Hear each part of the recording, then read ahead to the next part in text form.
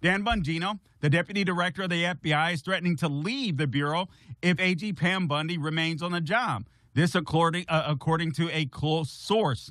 Bongino is reportedly furious with AG Pam Bondi over her handling of the Epstein files, which has led many to believe he could walk away from the job that he took in February. The source close to Bongino said that he's effectively issued an ultimatum saying he won't work alongside Bondi. Now, before I go on, I got to say this. Listen, Bongino is one of those people, I got to tell you, I enjoyed listening to him thoroughly on radio. And whenever it came to this deep state stuff, there's some people that are just that are just cut out for things. He was cut out to be able to explain that stuff. So I felt like he would make a major impact inside of the Bureau. But it's obvious to me, and I'm sure it's obvious to many of you, I felt like he was being stifled somewhat. And now I think we're finding out what's been going on. It just didn't make sense to me. The story goes on. Bongino left a lucrative career in broadcasting to take the job in the Trump administration. He wasn't present in the FBI on Friday after a reported spat with the AG earlier in the week over the Epstein situation, according to reports. The rift between Bongino and Bondi intensified on Wednesday, days after the DOJ announced there was no evidence to prove that child rapist Jeffrey Epstein had a client list, had blackmailed powerful people, or had been murdered. Bondi had promised to reveal major details in the case just 5 months ago when there were no massive revelations to bring forward. The deputy FBI director who raised questions about Epstein's death before he was in Trump's administration said in May that his review of the file and hours of video recording from Epstein's jail proved that the child abuser committed suicide. FBI Director Kash Patel also said that the evidence the Bureau had reviewed showed that Epstein was not murdered. A source close to the DOJ told the Daily Wire that Patel also wants Bondi gone and that he would consider departing alongside Bongino. The source also said that Patel wants Bondi to unseal more dark documents. Guys, what's going on? What's happening at the DOJ? And guys, honestly, there's big stories to get to. But this is one that I'm telling you isn't going away for the reasons that I've explained all week, or the reason that I explained. This is just indicative of the deep state, this story. People want to know that this deep state is being dismantled. These people that worked against Trump in the last administration, the administrative state, they're being dismantled.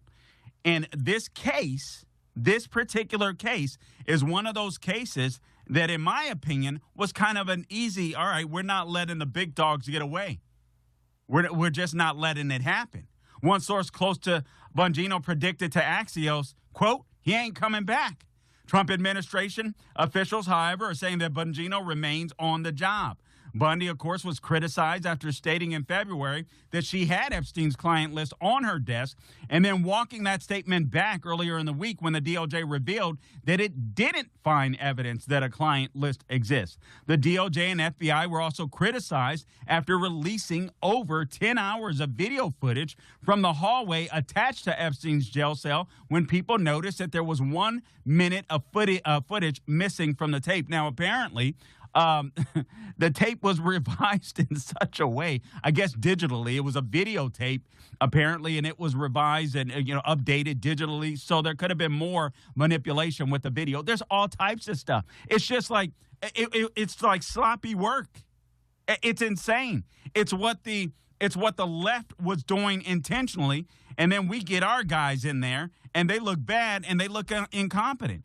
This really looks bad for Pam Bondi. I got to tell you, I wasn't with I wasn't with my homies on the right and saying that Bondi needs to go bye-bye. But if this doesn't go away, Bondi needs to go bye-bye. I'm not sure. Here's the thing. Bondi was a good AG for Florida. But there were some things that were iffy, particularly when it came to the Second Amendment and red flag laws. Something else, I forget what it was, but it made me nervous about her. I mean, meaning she was a good AG, but when it came to being a straight up, sometimes when you're going in and you're trying to fight the administrative state, you need somebody that's a hardcore conservative. You need somebody that's built with just stone cold, that's going in there to bust up the system, so to speak. Obviously, you don't want to get everything out of whack, but you want somebody that isn't going to be jaded by the establishment, by the deep state. You want somebody that going in there with a mission. I didn't have that sense with Pam Bondi. But I was like, hey, listen, I think she'll make a good AG. Didn't think she would make an exceptional one, but I thought she would make a good AG. And I think if she stays on the job, I think she'll do a good job. I don't know that she'll do an exceptional job because I don't know if she's the right fit for the administrative state that exists. I just don't. Many people argue Matt Gaetz would have been the right fit. Maybe. I don't know. There were some things that I liked about Matt Gaetz, some things that I didn't like about Matt Gaetz. And I thought she was a decent pick, but not a great pick. And this is so disconcerting. Again, in February, Bondi, this is Bondi, what she said in February, or actually earlier this week. In February, I did an interview on Fox, and it's been getting a lot of attention because I was asked a question about the client list, and my response was, it's sitting on my desk to be reviewed, meaning the file, along with JFK, MLK files as well. Bondi said, that's what I meant by that. If that's what you meant, you should have said it, because that's not exactly what you said. It led too many people to believe that what you had in front of you was a client list. And guys, there is a client list. There is a client list.